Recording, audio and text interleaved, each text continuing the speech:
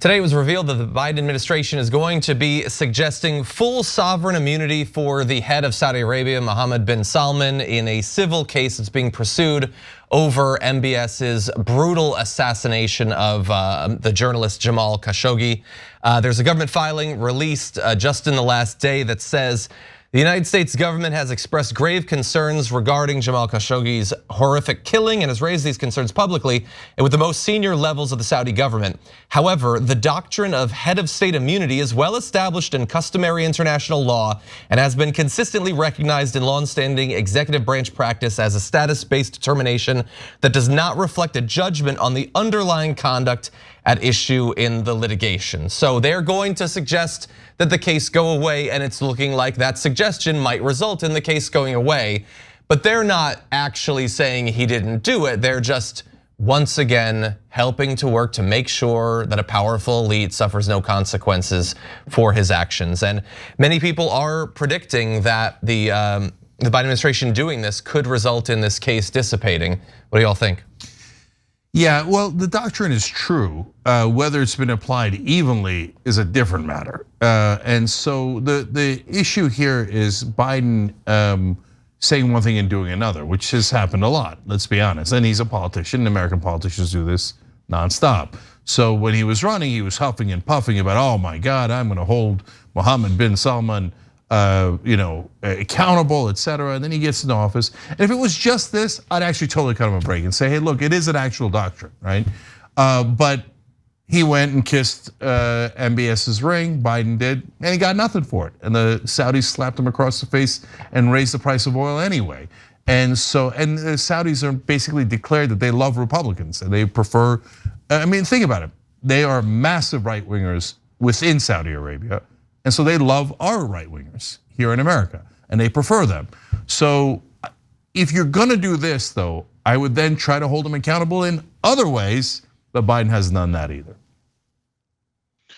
Yeah, I think, I heard Barack Obama recently speak about the nuclear deal with Iran, and he said at that time, when they were doing the nuclear deal, they were trying to get the deal done so that they would stop Iran from having a nuclear weapon. And then they were gonna go and deal with the human rights issues. But Obama, in this podcast he did recently, said, as America, we really need to, if we really wanna be known as the country who is concerned with human rights, we really need to put that front and center in a lot of our foreign policy. And this falls under that as well, which is, if we really wanna talk the talk and walk the walk, we got to kind of step up and make that decision. And we live in a world now with social media where you can't have human rights violations and hide and get away with it. So even if other governments are letting other governments off, the people know. And so at some point, I think a government like America, a developed country, is going to need to realize that you can't just let people off and think that the world is going to think, oh, okay, then they must be innocent. Yeah.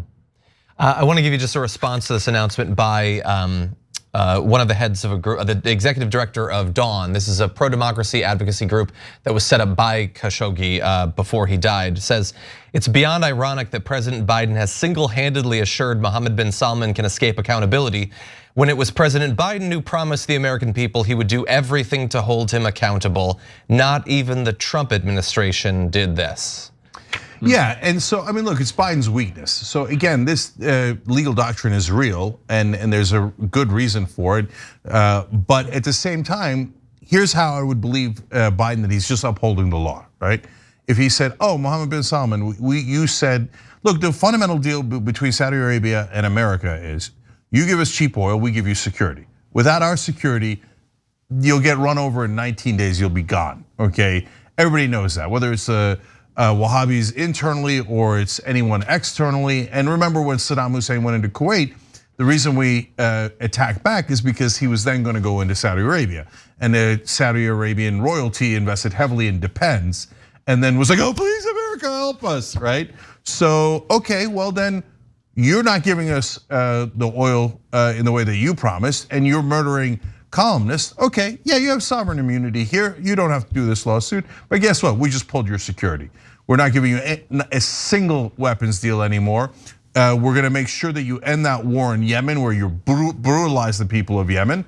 And we're withdrawing all of our security apparatus from Saudi Arabia, and good luck. You know what would happen?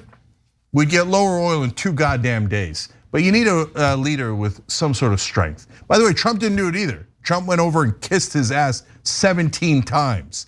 And and I make up that number, but he not only went over there and was like, oh, Saudi royalty, and he held a weirdo globe with them. And then after the murder, he was like, no, you can't do that to Mohammed bin Salman. And you know why? He's like, oh, they buy my properties for $30-40 million. Am I supposed to not like them? So for Trump, it was personal corruption. For Biden, it's as usual, pathetic weakness. All right, we gotta go. The Globe. By the way, the Globe was that was entertainment. So thank you for bringing that image back, where they were all with the hand around the Globe. Yeah, that was. I still don't know what that was. This is amazing. Thanks for watching the Young Turks. Really appreciate it. Another way to show support is through YouTube memberships. You'll get to interact with us more. There's live chat emojis, badges.